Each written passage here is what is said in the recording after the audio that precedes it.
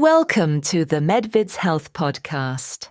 Today we're tackling a topic that, well, it might seem just cosmetic on the surface, but it causes a huge amount of stress for so many people. We're talking about hair loss. Did you know that by age 50, something like half of all men and women experience significant hair loss or thinning? It's huge. It really is. And that anxiety people feel, it's completely legitimate. But our goal here is to try and replace some of that worry with solid knowledge. Right. You've given us a great stack of sources, and our mission today is really to distill all that science. We want to, understand the core mechanism, figure out the root causes, some of which are often missed, and then map out the different ways to tackle it. Okay. From medical treatments right through to nutritional fixes. Okay, let's unpack this then. The big question I always have is, why? Why does hair loss happen in that specific pattern? On the crown, the front, but then hair seems fine on the sides, or even grows like crazy on the chin for men. What's with the location? Yeah, that location specificity is actually the biggest clue. We're mostly talking about androgenetic alopecia. That's the common pattern baldness. Right. In men, it's that classic M-shaped receding hairline, loss on top. For women, it's usually a bit different, more of a general thinning all over the scalp, less often distinct bald patches. Okay, so before we get into the main culprit here, maybe we should quickly cover the hair's life cycle. Because it's not just grow, fall out, right? Yeah, it's more complex. It is, yeah. It's a whole cycle really governed by our genetics and hormones. There are three main phases. First up is anagen. Anagen, that's the growth phase. Exactly. And it's long, typically 3 to 5 years. Most of your hair, maybe 80%, is in this phase right now. Okay. Then you get this really short phase, catagen. Only about 2 weeks. That's when the hair basically detaches from its blood supply. It's transitioning. And finally, there's telogen. That's the resting or shedding phase. Lasts about 2 to 3 months. Then the follicle ideally cycles back to anagen to start growing a new hair. So if things go wrong, this cycle gets messed up. Yeah. Like it speeds up the falling out part. Precisely. The cycle gets cut short. And what molecule are the sources pointing to as the catalyst for that? For shutting things down too early? I'm guessing it's a hormone. It is. The main player here is dihydrotestosterone, DHT. DHT. Yeah. And what's really interesting is that DHT isn't like its own thing initially. Testosterone, which both men and women have, just in different amounts, gets converted into this much, much more potent form, DHT. By an enzyme. Yes, by an enzyme called 5-alpha reductase. That conversion is key. And having too much DHT or being too sensitive to it, that's where the trouble starts for the hair follicle. Exactly right. The follicles, particularly on the top of the scalp in susceptible people, have receptors that are just overly sensitive to this DHT. So DHT latches on. It binds to them and basically tells the follicle to jump ship. It pushes it out of that long, happy anagen growth phase prematurely, straight into the telogen fall phase. I see. And because this happens over and over, the growth cycle gets shorter and shorter. This leads to something called miniaturization. Miniaturization. So the hair itself changes. Yeah, each new hair that manages to grow comes back progressively thinner, finer, weaker, until eventually the follicle just gives up and closes shop entirely. That shrinking follicle, you described it like a factory being starved. If the follicle environment gets damaged like that, what actually stops the hair growth completely? Is it just the miniaturization? The factory analogy is spot on. Think of the follicle as this tiny, incredibly active ecosystem. It needs a ton of oxygen and energy. Its mitochondria are working overtime. Right. But excessive DHT, it triggers this whole negative cascade. First, you get hypoxia, basically, a lack of oxygen getting to the follicle. Okay. That lack of oxygen then triggers inflammation. The body's trying to respond, but the inflammation itself causes more problems. Like scar tissue. Exactly. Chronic inflammation leads to scar tissue developing around the base of the follicle.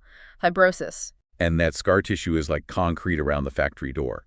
Nothing gets in or out. You got it. Once that fibrous tissue forms, it physically constricts the follicle, cutting off nutrients and signals. The hair stops growing. Yeah. And the sources mention, in advanced cases, this is why the scalp can look shiny. It's that underlying scar tissue. This also explains why hair transplants work. You have to move the entire living follicle, the whole ecosystem, from a healthy area to the scarred area. You can't just plant a hair shaft. Okay, that makes sense.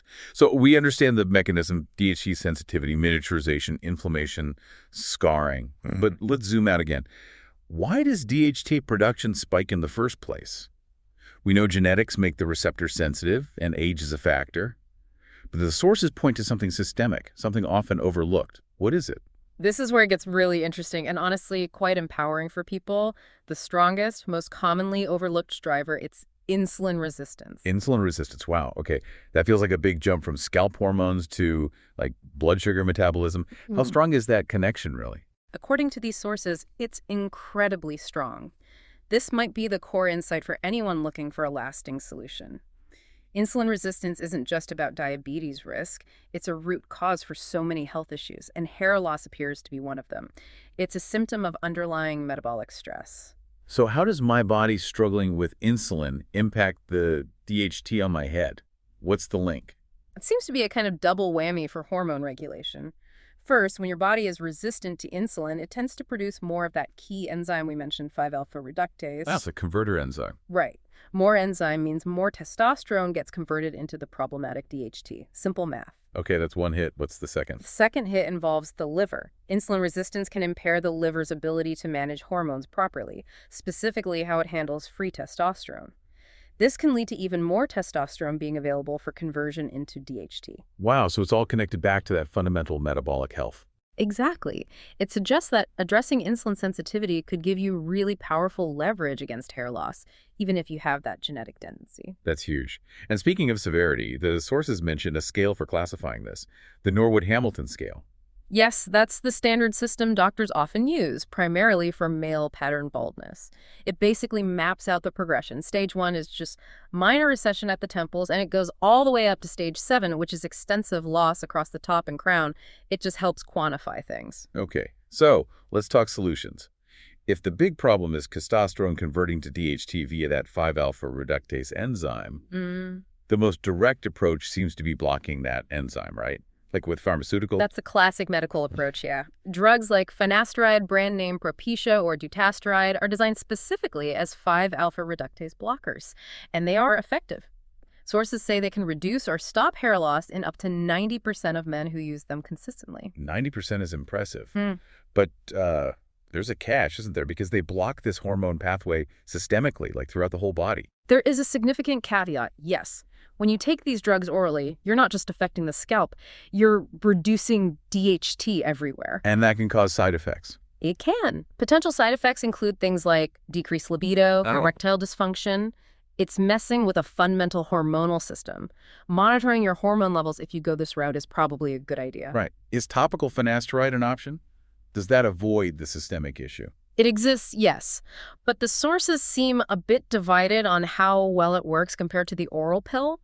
There isn't clear consensus that, say, a 1% topical solution gives you the same results as the standard 1 milligram oral dose, or if it truly avoids significant systemic absorption. It's still being studied. Okay, so we want that enzyme blocking effect, ideally targeted at the scalp, without maybe disrupting hormones everywhere else. Can we get similar effects naturally? Do natural compounds block that enzyme? Well, the idea is to mimic that drug effect using natural means. And yes, the sources list several options that are believed to act as natural 5-alpha reductase inhibitors. The most well-known is probably saw palmetto, often recommended around 300 milligrams a day. Others include pumpkin seed oil, we'll come back to pumpkin seeds later, green tea, specifically its active compound EGCG, peppermint oil. Peppermint oil. Interesting. And also zinc. Zinc plays a role here too. Okay, so saw palmetto, pumpkin seed oil, green tea, peppermint oil, zinc.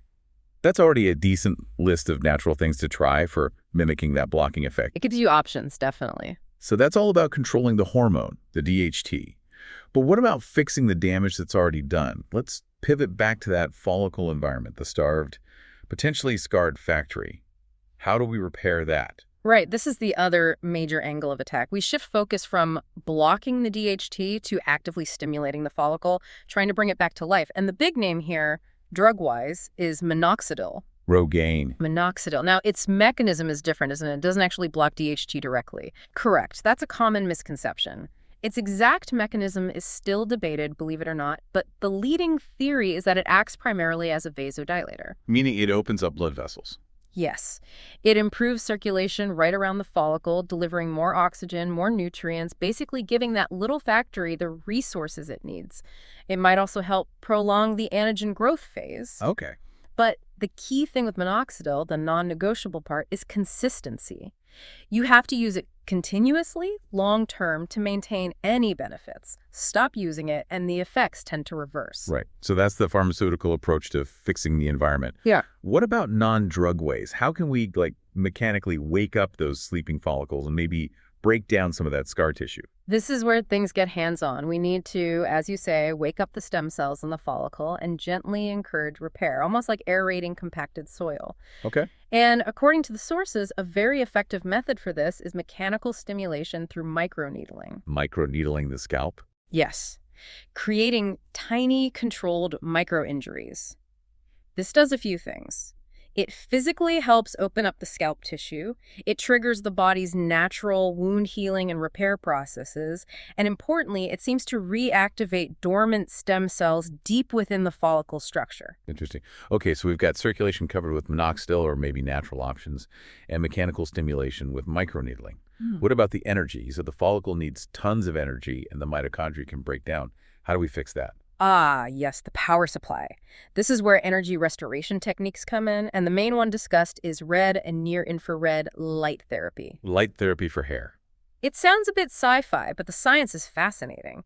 Specific wavelengths of light, usually in the 600 and 850 nanometer range, can penetrate the scalp and directly stimulate the mitochondria within the hair follicle cells. So you're literally recharging the batteries of the follicle. That's a great way to put it. You're helping restore the energy production needed for cell function and growth. It's actually the same kind of light therapy being researched for things like improving eyesight by stimulating the mitochondria in retinal cells. That is incredible, using light to power hair growth. Okay, back to circulation quickly. Minoxidil is the drug. Is there a go-to natural option that mimics that circulatory boost? Yes, there is. Rosemary oil comes up repeatedly in the sources as a top contender for mimicking minoxidil's effects. Rosemary oil, like the herb. Exactly. Studies suggest its compounds can improve circulation, act as an anti-inflammatory, potentially reduce DHT locally, and help protect those crucial mitochondria, so it hits multiple targets. Wow, okay. Rosemary oil, worth looking into. Especially when combined with something like microneedling, you're potentially boosting absorption and stimulating repair at the same time. Makes sense.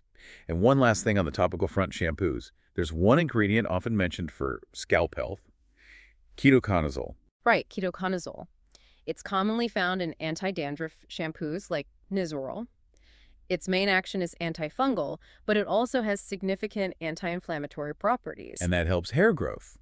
Studies suggest it does. By calming inflammation in the scalp environment, it's been shown to potentially increase both the number of hairs and their thickness or diameter. So it helps create a healthier environment overall. Okay, this is really comprehensive. But it brings us back to that foundational point you made earlier. All these external treatments, minoxidil, microneedling, light therapy, special shampoos, they might not work as well or might even fail if that underlying metabolic issue, the insulin resistance, isn't addressed first. That really is the crucial takeaway for you, the listener. You often need to fix the foundation first. If insulin resistance is driving the inflammation and hormonal imbalance, just treating the scalp is like constantly mopping the floor while the sink overflows. So how do we address insulin resistance specifically? Supplements, diet. The sources mention a few key supplements known to improve insulin sensitivity. Myo-inositol is one, often suggested at around 900 milligrams before sleep. It also seems to help with sleep quality, which is a nice bonus. Okay. Berberine is another well-researched compound, and sometimes the prescription drug metformin is used. Weight loss, if needed, generally helps improve insulin sensitivity too, although rapid, stressful weight loss can sometimes paradoxically trigger temporary hair shedding, so gradual is better. Right, stress is a factor too. Now, there was a contradictory point in the sources about growth factors, wasn't there? Something about IGF-1. Ah, yes, that's a really important nuance. We often hear about things that boost growth hormone or IGF-1 being good for muscle growth, recovery, anti-aging. Yeah. But there's a potential downside for hair loss. While one perspective might suggest IGF-1 could generally help growth, a strong counterargument in the sources warns that systemically increasing IGF-1 through certain supplements or lifestyle choices can actually increase the activity of that 5-alpha reductase enzyme. Which means more DHT. Exactly. So you could inadvertently make the hair loss worse by trying to boost overall growth factors. It highlights why this needs a balanced approach, not just throwing everything at it. That's a critical warning. Yeah. Okay, given all this complexity, hormones, metabolism, inflammation, what are the absolute, top 2 most vital nutrients we should focus on, according to the sources? If you had to pick just 2 foundational nutrients based on these sources, they would be zinc and vitamin D. Zinc and vitamin D, why those two? They seem to be critically involved in stimulating the hair follicle stem cells and the necessary growth factors. They're fundamental building blocks for the growth process. And the dosage is mentioned. The sources suggest aiming for optimal zinc levels, maybe supplementing around 30 to 40 milligrams daily. And for vitamin D, getting levels up often requires significant intake, like 10,000 IU of vitamin D3 daily, but testing levels is always best. Okay, zinc and D3. Got it. Now, let's talk food. The sources mentioned one meal specifically as being like the ultimate hair support meal. I have to admit, I was surprised. Liver and onions. Yes, it sounds very old school, doesn't it? But nutritionally, it's a powerhouse for hair health. Why? What's in it? The liver provides highly bioavailable heme iron. Hair follicles are very iron dependent to sustain that long anagen growth phase. Liver is also packed with zinc, copper, and selenium, all crucial minerals. Okay, that covers the liver. What about the onions? The onions bring quercetin to the party. Quercetin is a potent, natural anti-inflammatory and antioxidant. So it helps calm down that inflammatory environment in the scalp we talked about. Liver for minerals and iron, onions for anti-inflammatory. Right. Makes sense. Beyond that specific meal, what other foods should we maybe incorporate? Something for the gut hormone connection. Definitely sauerkraut. Fermented foods like sauerkraut help fortify the gut microbiome, which plays a huge role in overall health, including hormone balance. And it's nutrient dense too. Incredibly so. Sources say it can contain over 600 different phytonutrients, some of which might even help reduce DHT naturally. Plus, it's a great source of vitamin C, maybe around 700 milligrams per half cup. Wow, okay, sauerkraut. And you mentioned pumpkin seeds earlier. Yes, circling back to those, pumpkin seeds are great. They provide magnesium and other trace minerals, and they contain compounds that act as natural 5-alpha reductase inhibitors. Easy to add to salads or just snack on. Fantastic. Okay, so to wrap up this deep dive, the main message seems to be that tackling hair loss isn't about finding one single magic bullet. Not at all. It's really a layered approach, right? You Yeah. have to start with the foundation, fix the internal chemistry, especially that insulin sensitivity. Then you move outwards to address the follicle's environment, directly boosting circulation, stimulating repair, maybe using some natural inhibitors. Absolutely. You've summarized it perfectly. Fixing that root cause, often insulin resistance, has to be step 1 for a lot of people. Otherwise, you're just fighting symptoms. And, this raises a really interesting related question for you to think about. We know psychological stress and anxiety can directly cause hair shedding, pushing follicles into that telogen phase. So how might correcting the body's physical chemistry, like stabilizing insulin levels, actually help buffer against the physical effects of that mental stress? Does metabolic health improve stress resilience on a cellular level? That's a deep connection, linking metabolic stability to how our body physically handles psychological stress. Fascinating. And building on that idea of the physical environment, here's a final thought for you, the listener, to consider. Given how critical circulation and oxygen delivery are to the scalp, with seemingly unrelated daily habits, things we barely notice, like maybe chronic poor posture or constantly tight neck muscles, could actually be subtly compromising blood flow to the scalp over time, slowly starving those tiny hair factories without us even realizing it. Thank you for listening. Stay tuned for more health podcasts.